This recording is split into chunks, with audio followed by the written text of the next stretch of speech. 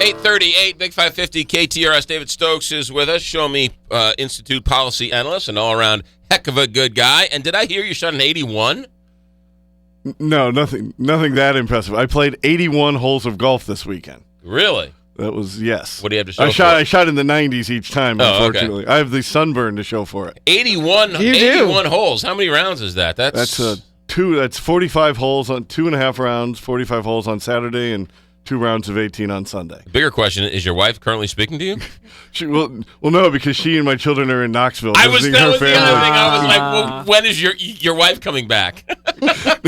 No, they're out of town. That's how I was able to do this. All right, fair enough. All right, let's get to it. First of all, you've mentioned that there is a Creve Coeur Park situation that's brewing. It's an interesting one. I don't think it's going to be controversial, though. There's a small little park. Well, then why are we talking about it? Because it's interesting. What kind of talk McGraw. Radio talking head are you?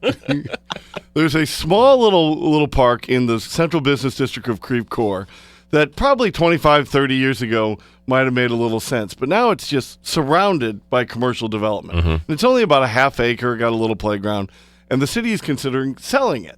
And I think they really should. And when we talk about park in Olivet, it was really more of a lease for a major development. Right. But here's one where I think they should just sell it because the land there is so valuable and the park seems to be so underutilized. And I think they should take every penny they get from the sale and, just as important, the increased property taxes going forward and reinvest that in Creve Coeur Parks. If they want to go buy another half acre in a residential area to build a small pocket park to serve homes, I think that'd be terrific. Either way, the city of Creve Coeur, it may sound strange that they're selling a park, but either way, the city of Creve Coeur comes out ahead in the long run. And so you're saying that everyone's in favor of this? First of all, that's a bigger story, is that there is no opposition to this. Well, I haven't heard of any yet. It was just announced a week or so ago. You will now. You probably will now. It's going to be someone. But I think if the city comes out and says, look, every dollar we get from the sale of this valuable property, like it's right in the heart of Creve Coeur's business district, from the sale of this valuable property and the fact that the land will now be on the tax rolls going forward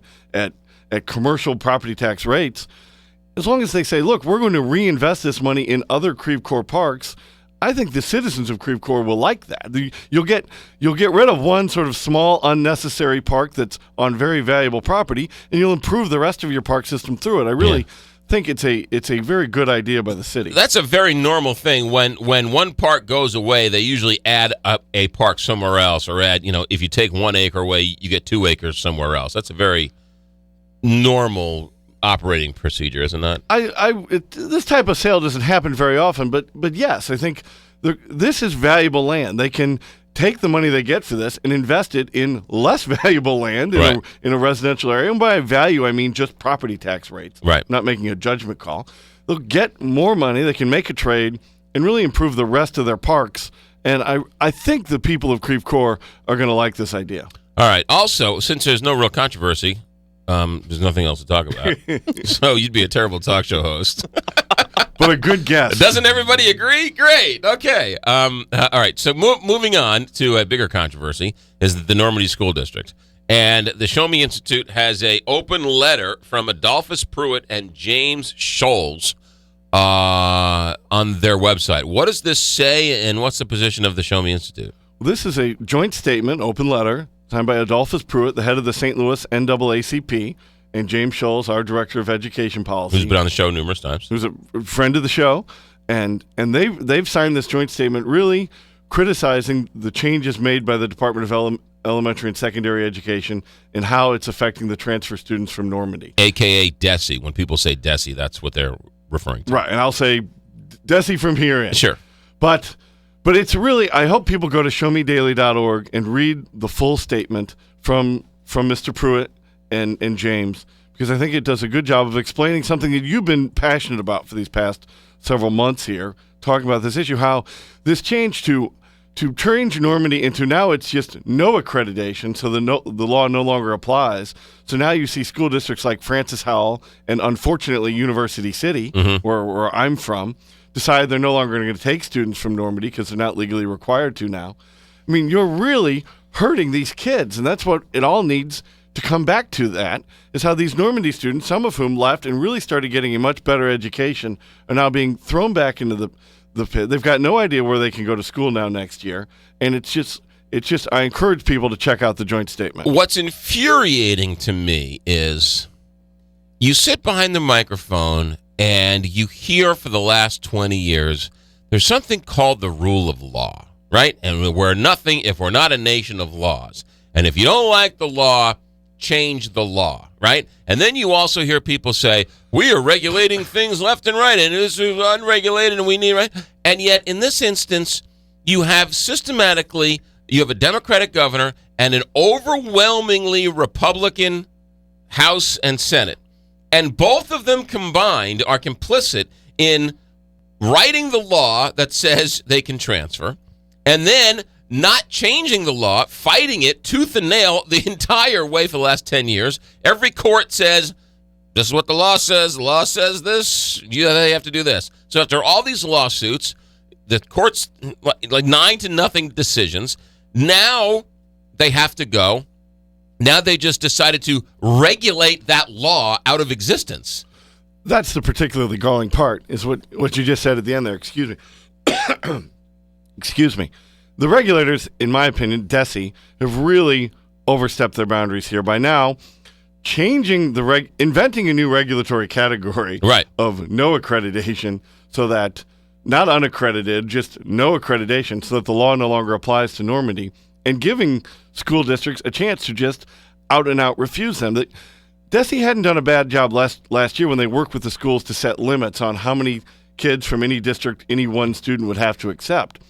That was fair, and as we saw, none of the school districts was overwhelmed with transfers. They were all able to handle the changes, and it worked out well in school district after school district.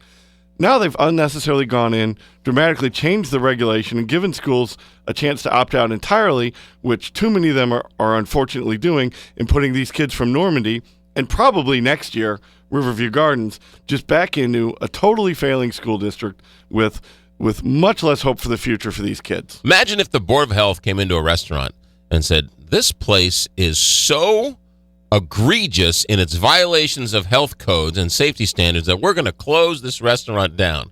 And the restaurant says, fine. Tomorrow we're going to change our name and we're going to open up the doors as a different restaurant.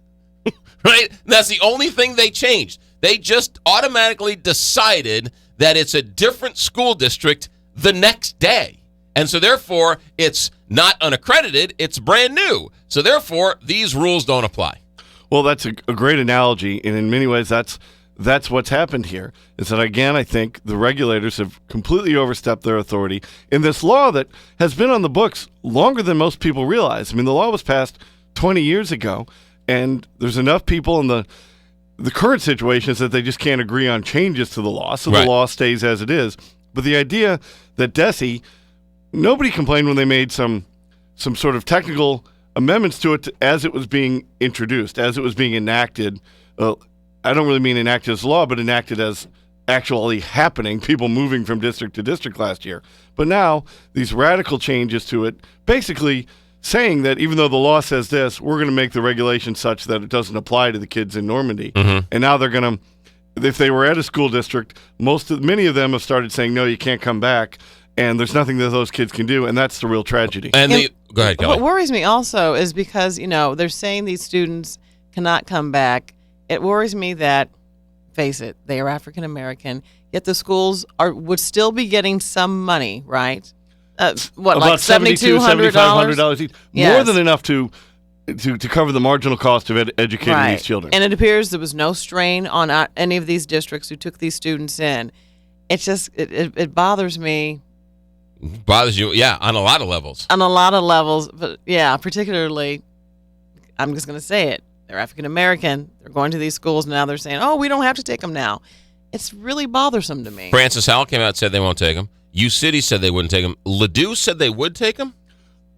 Some. I don't know about Ladue's decision for Normandy, and sometimes it's because the law does apply at Riverview Gardens students still. So, like Melville will still be taking the Riverview Gardens students that went there last year. Because they're required to, but I give them credit for not trying to fight it this year. Well, I don't know what Ladue's decision was. And this goes back, if you remember when the city of St. Louis lost their accreditation, and that woman said, I want my kids to go to Clayton. It was a neighboring school district. Clayton said, no, no, no. Your kids can't go here. And they delayed it, and lawsuit after lawsuit went all the way up to the Supreme Court, and the Supreme Court said, sorry, those kids can go there. It turned out it took so long, the kids were already out of high school.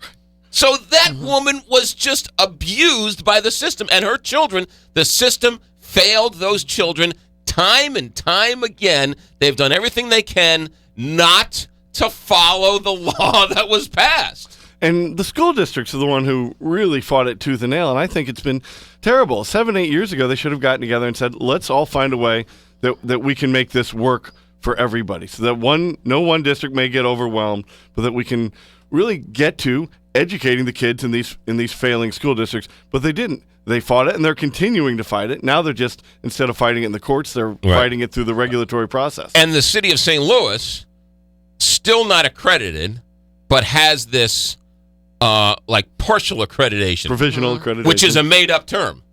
Well, at least that term is in the statutes. Okay. They're, unlike Normandy's no accreditation status, which they just invented. Right. Provisional accreditation is a But there are still part kids. of the statute. There are still kids in the city of St. Louis that parents are sending them to schools that are unaccredited, if you will, a failing school. The law says if it's a failing school, I can send my kid to a neighboring school district.